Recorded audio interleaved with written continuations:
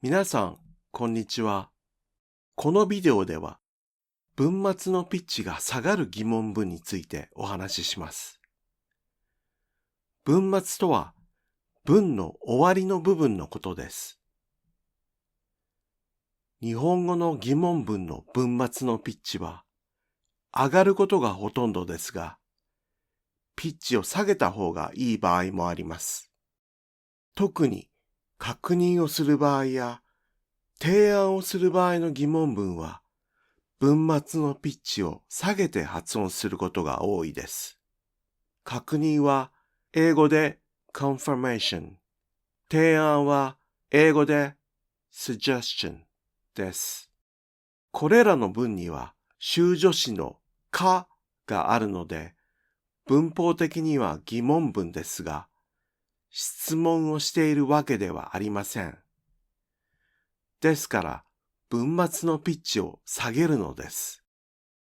文法的な説明は概要欄に書きましたので、詳しく知りたい人は後で見ておいてください。では、例文を見てみましょう。ここはレストランです。注文をした後、お店の人は、ご注文は以上でよろしいでしょうかということがあります。このような時は、文末のピッチを下げることが多いです。なぜなら、ただ、はいという答えを期待しているだけだからです。これは確認です。このような場合に、文末のピッチを上げて、ご注文は以上でよろしいでしょうかというと、少し怒っているような感じがします。次の例です。ここはショッピングモールの洋服売り場です。お客さんが M サイズのジャケットを試着しました。でも少し小さすぎるようです。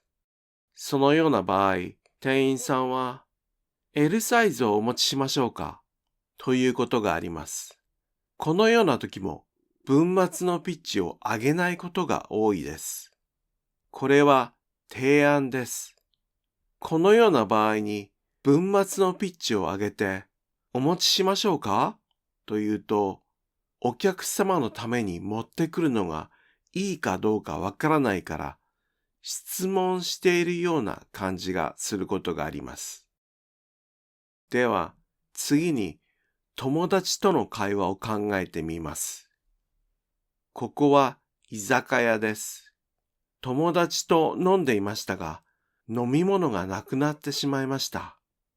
みんなもっと飲みたいだろうと思ったので、友達に次のように言うことがあります。追加で頼もうか。この時も文末のピッチを下げます。これは提案ですね。ここで文末のピッチを上げて、追加で頼もうかと言うと、私は飲みたくない。でも、あなたがもっと飲みたいなら頼んであげるけれど、どうするという意味になります。これも提案ですが、質問に近いですね。次の例を見てみましょう。昨日の授業で先生は、来週の火曜日にテストがあります。と言いました。でも、メモを取っていなかったので、今日友達に聞いてみます。そのような時は、テストは来週の火曜日だったっけと、文末のピッチを下げて言うことが多いです。これは確認ですね。ここでもし文末のピッチを上げて、テストは来週の火曜だったっけと言ってしまうと、テストは来週の火曜日ではないと思っているように聞こえます。英語でも、例えば、The movie was really good, wasn't it? のような不可疑問文は、確認のために使われる場合、文末のピッチを下げることが多いですね。ただし、話し手が興奮しているときや、感情が高ぶっている場合には、文末のピッチを上げることもあります。皆さんの言語にも質問ではない疑問文にあたる表現がありますか？あれば、ぜひコメント欄で教えてください。まとめです。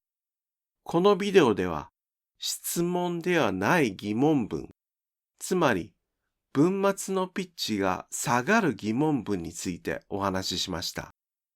確認や提案をするために、でしょうかやしましょうかという言い方をすることがあります。